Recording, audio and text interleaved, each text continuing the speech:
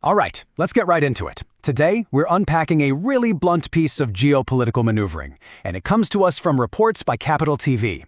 This story is all about an alleged ultimatum from Donald Trump to NATO, and it centers on one of the world's biggest islands, Greenland. I mean, it really doesn't get more direct than this, does it? According to the source material, NATO wasn't invited to a negotiation or even a discussion about Greenland. Nope, they were given a simple, incredibly powerful choice: yes or no. Talk about a high-stakes demand. So, what did this ultimatum actually mean? Well, this was no casual question. The report describes it as a clear, final warning.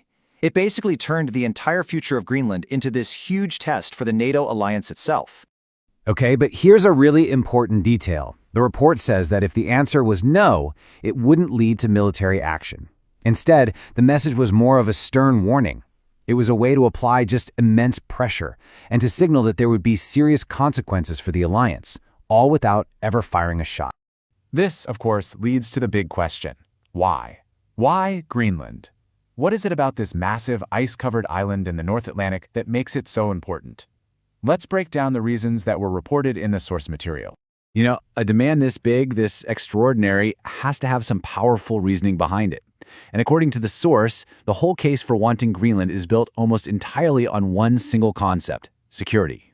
So the argument reportedly boils down to three main points. First, that owning Greenland is absolutely essential for American security. Second, that its importance stretches to global security. And third, that a US-controlled Greenland would actually let America do a better job of protecting its NATO allies. So you see how it's framed? It's not just a national interest, but a supposed benefit for the whole alliance. And the argument gets even more specific. The claim isn't just that America would be a good protector of Greenland, but that it's the only one that can possibly do it. It's this assertion of a totally unique capability, one that leaves zero room for any other country to step into that role. And here's the final piece of the justification. The source reports that the request is actually framed as just a minor thing, especially when you weigh it against everything America contributes to NATO. It's a very transactional argument, right? It's like saying, hey, in exchange for all the defense we provide, getting Greenland is a pretty small and reasonable thing to ask for. But, you know, a demand like this doesn't just come out of nowhere. It's reportedly coming from a specific frustration with the very alliance it's aimed at. And that brings us to the tension that was brewing with NATO. The source points to this feeling of a one-sided relationship.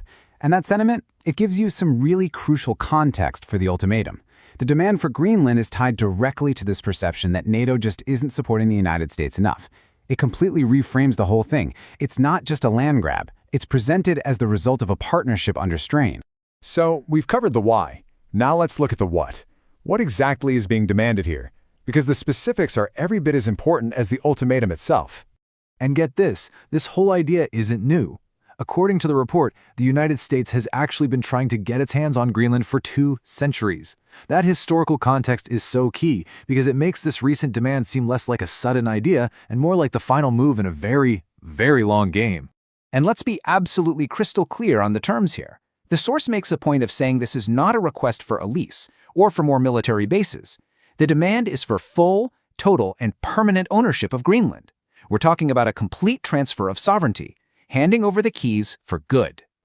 And we end on this really powerful quote, which just seems to capture the entire worldview behind this demand.